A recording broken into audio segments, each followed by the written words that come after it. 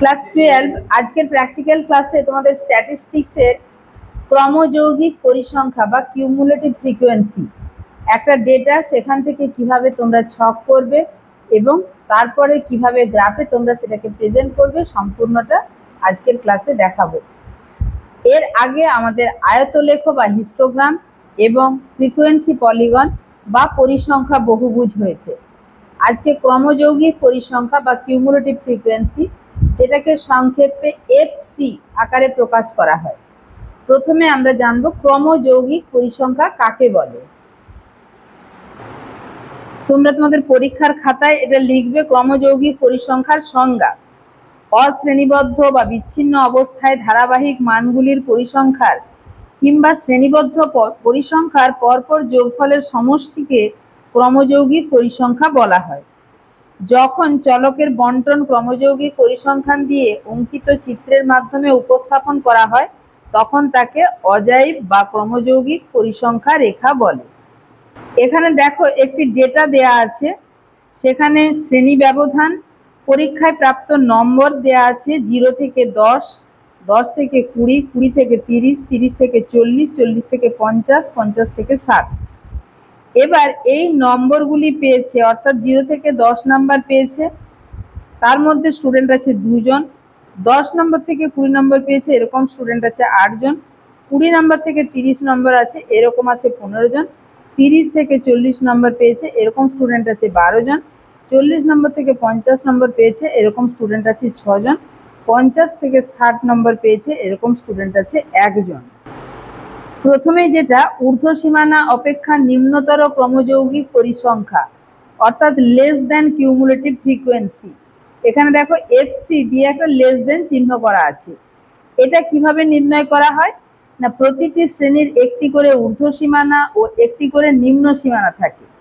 যে কোনো শ্রেণীর ঊর্ধ্ব সীমানায় যে মান থাকে সেই মান অপেক্ষা কম মানের মোট পরিসংখ্যাই হলো নিম্নতর ক্রমযৌগিক পরিসংখ্যা বা লেস দ্যান কিউমুলেটিভ ফ্রিকোয়েন্সি।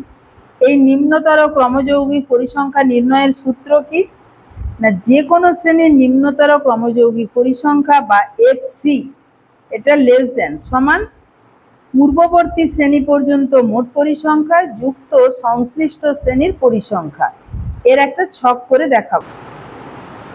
এখানে দেখো নিম্নতর ক্রমযৌগিক পরিসংখ্যা বিভাজন: শ্রেণী ব্যবধান নম্বরের 0 থেকে 10, 10 থেকে 20, 20 থেকে 30, 30 থেকে 40, 40 থেকে 50, 50 থেকে 60। এটা আমরা আগেই দেখলাম এইটা, এবং ছাত্রের যে সংখ্যা অর্থাৎ পরিসংখ্যাটা 2, 8, 15, 12, 6, 1 এটা দেয়া ছিল। এবারে এর যদি ঊর্ধ্ব সীমানা দেখি, 0 থেকে 10 এর ঊর্ধ্ব সীমানা হচ্ছে 10, সেরকম ভাবে 10 থেকে 20 এর ঊর্ধ্ব সীমানা 20, 20 থেকে 30 এর ঊর্ধ্ব সীমানা 30, 30 থেকে 40 এর ঊর্ধ্ব সীমানা 40, 40 থেকে 50 এর ঊর্ধ্ব সীমানা 50, 50 থেকে 60 এর ঊর্ধ্ব সীমানা 60। এবারে যদি আমরা দেখি নম্বর, 10 অপেক্ষা কম নম্বর পেয়েছে কতজন, সেটা আমাদের পরিসংখ্যানই বলে দিচ্ছে 2 জন। তাহলে 20 অপেক্ষা কম পেয়েছে, যদি 10 থেকে 20 মধ্যে 20 অপেক্ষা কম বলি, তাহলে 10 থেকে 20 মধ্যে যেই সংখ্যা আছে অর্থাৎ 8 জন, প্লাস 0 থেকে 10 এর মধ্যে যতজন আছে সেটাও তার মধ্যে ঢুকছে, অর্থাৎ এখানে 2 + 8 10 জন। এভাবে 20 থেকে 30 পর্যন্ত পেয়েছে 15 জন। তাহলে এরা সবাই 30 এর চেয়ে কম। উপরের যে সংখ্যাটি ছিল অর্থাৎ 2 জন, 8 জন প্লাস এই 15 জন, এখানে অর্থাৎ 8 2 10 প্লাস 15। এখানে 30 থেকে 40, যার ঊর্ধ্ব সীমানা 40, তাহলে 40 অপেক্ষা কম পেয়েছে কতজন না, এই 12 জন তো বটেই, উপরের 15 জন, 8 জন, 2 জন, সবাই কিন্তু 40 অপেক্ষা কম, দিয়ে মোট দাঁড়ালো 37। 40 থেকে 50 পেয়েছে 6 জন, তাহলে 50 এর চেয়ে কম কজন, উপরের যে সংখ্যাগুলি ছিল 2, 8, 15, 12 এবং এই 6 জন, মোট মিলিয়ে 43 জন। এবং 50 থেকে 60 অর্থাৎ 60 এর অপেক্ষা কম পেয়েছে কতজন না, 60 এর চেয়ে কম পেয়েছে, এখানে 1 জন করা আছে, অর্থাৎ 60 এর চেয়ে কম কিন্তু এই 2 জন, 8 জন, 15 জন, 12 জন, 6 জন, 1 জন, সবাই অর্থাৎ 44 জন স্টুডেন্ট। সেটাকে কিভাবে লেখা হয়েছে দেখো, 10 অপেক্ষা কম কজন, 2 জন। 20 অপেক্ষা কম, তোরা যেটা মুখে মুখে যোগ করলি এটা লিখে লিখে যোগ, 2 + 8 10 জন। এর সঙ্গে 10 এর সঙ্গে আরো এই 15টা যোগ হয়ে গেল, 15 এর সঙ্গে আরো এই 12টা যোগ হয়ে গেল, দিয়ে 37 হয়েছিল, 37-এর সঙ্গে এই 6 জন 43, 43-এর সঙ্গে এই একজন হয়ে গেল 44। এটাকে বলছে নিম্নতর ক্রমযৌগিক মান। এখানে 10 অপেক্ষা কম, 20 অপেক্ষা কম, যেহেতু কম কম কম, তাই একে বলা হয় কি নিম্নতর ক্রমযৌগিক মান। এইটি দিয়ে কিন্তু একটা গ্রাফ আঁকা হবে। এখানে 10 মানে এখানে ঊর্ধ্ব শ্রেণী সীমানা 10, 10-এর সোজা কত এঁকেছি দেখো 2। ঊর্ধ্ব শ্রেণী সীমানা এখানে কত বলো, তোমরা বলো। 10-এর ঊর্ধ্ব শ্রেণী সীমানা কত? ঊর্ধ্ব 10 থেকে 20 হলে ঊর্ধ্ব কত? 20। তার 20-র সোজা কত? 10, এই 10 বিন্দু পর্যন্ত গেছে। এখানে ঊর্ধ্ব শ্রেণী সীমানা 30, সেখানে কত দূর গেছে দেখো 25, 25-এর বিন্দু পর্যন্ত হয়েছে। তারপরে এখানে 30 থেকে 40-এ কত? 37, দেখো 35, 36, 37। তারপর এটা 43, দেখো 50-এর সোজা, এই যে এই 50 অপেক্ষা কম, কত দূর গেছে? 43। তারপর একটা 60 অপেক্ষা কম, কত দূর গেছে? 44। তাহলে এভাবে নিম্নতর ক্রমযৌগিক পরিসংখ্যা বেরোল। এরপরে এই কথাটাকেই আমরা বেশি বেশি বেশি বলে বলে দেখবো। কিরকম বেশি? এই লাইনটা ঠিকই আছে, শ্রেণী ব্যবধান 0 থেকে 10, 10 থেকে 20, 20 থেকে 30, 30 থেকে 40, 40 থেকে 50, 50 থেকে 60। ছাত্র পরিসংখ্যা 0 থেকে 10-এ 2 জন, এখানে 8 জন, 15 জন, ঠিক আছে। এইবারে নিম্ন সীমানা বলো। 0 থেকে 10-এর নিম্ন সীমানা 0, 10 থেকে 20 10, 20 থেকে 30-এর, এবার 30 থেকে 40-এর নিম্ন হচ্ছে 30, 40 থেকে 50-এর নিম্ন হচ্ছে 40, 50 থেকে 60-এর নিম্ন হচ্ছে 50। বাকি সবাই তো 0-র উপরে পেয়েছে, তার মানে 0-র থেকে বেশি সব স্টুডেন্টই, অর্থাৎ 44 জন। এবারে তোমরা এটা কি করে পাবে উচ্চতর ক্রমযৌগিক পরিসংখ্যা? প্রথমেই বললাম যে প্রত্যেকটি স্টুডেন্টই কত পেয়েছে না, মানে 44 জন স্টুডেন্টই এই 0 থেকে 10-এর মধ্যে। এখানে আমি বলেছি নম্বর 0-র থেকে বেশি কতজন? 44 জনই। এই 44 জনের পরে আমরা দেখব 10 থেকে 20-র মধ্যে কতজন পেয়েছে। তাহলে সেখানে এই 2 জন মাইনাস হয়ে যাচ্ছে, ফলে 44 থেকে 2 জন মাইনাস হয়ে যাচ্ছে। তাহলে কত হচ্ছে না, এই সোজা হচ্ছে 42। পরের রোতে চলে আসব। 42 থেকে আমার কতটা বাদ হয়ে যাচ্ছে না, এই 2 জন আর এই 8 জন পুরোটাই বাদ হয়ে যাচ্ছে।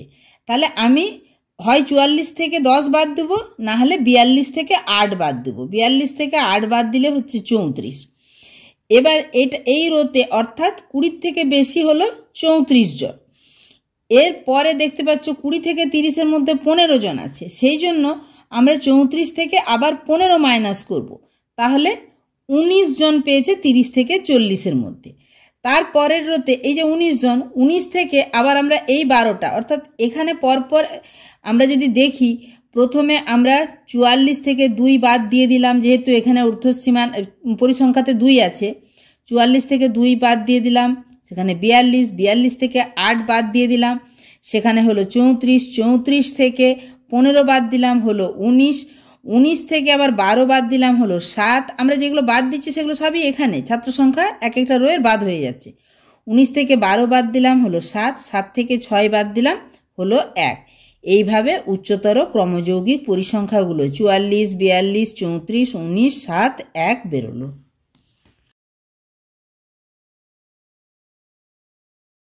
এই রাশিটাকে ঊর্ধ্বতর ক্রমযৌগিক পরিসংখ্যায় ফেলবো। দেখো 44, 42, 34, 19, 7, একদম প্রথমের ঘরে 44, তারপরে কত বললাম 42, 2 জন বাদ হলো না 42, এই যে 10-এর সোজা 42। তারপরে এটা পরেরটা হচ্ছে 34, 30, 1 2 3 4, তারপরেরটা 19, এখানে দেখো 20-র চেয়ে 1 ঘর কম 19, তারপরটা 7, এখানে 5 6 7, তারপরটা 1 এখানে। এবারে তোমাদেরকে এটা আর এটা আলাদা করে করার দরকার নেই, একটা গ্রাফ পেপার ধরবে। ক্রমযৌগিক পরিসংখ্যা এখানে 0-তে স্টার্ট করলাম, প্রথমেরটা যেটা 10-এর কম 2, তারপরেরটা 10, তারপরেরটা 10 20 5 25, তারপরেরটা 10 20 30 35 2 36 37, 10 20 30 40 1 2 3 43, তারপরের ঘরটা সোজা 45-এর ঘরের নিচের ঘরে 44। এবারে উচ্চতর ক্রমযৌগিক পরিসংখ্যা পরপর বলো। প্রথমে 20, 30, 40, 44। তারপরের ঘরে এই সোজা হবে 42, 40, 41, 42। তারপরটা বলো 10, 20, 30, 1, 2, 3, 4। তারপরটা 10, 20-র নিচে এক ঘর, হ্যাঁ। তারপরের ঘরে 5, 6, 7। তারপরে 1।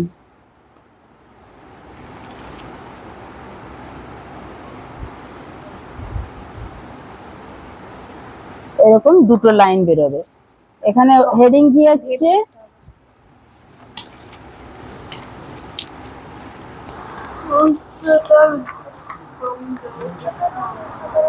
উচ্চতর ও নিম্নতর ক্রমযৌগিক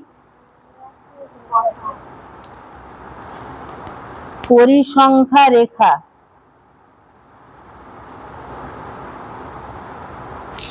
এবারে যেরকম ভাবে সংখ্যাগুলো লেখা আছে, উচ্চতর ক্রমযৌগিক পরিসংখ্যা, নিম্নতর ক্রমযৌগিক পরিসংখ্যা, এখানে 0, 10, 20, 30, 40, 50, 60 এবং এখানে হচ্ছে 5, 10, 15, 20। এভাবে তোমরা লিখে পুরোটা কমপ্লিট করে নিয়ে আসবে।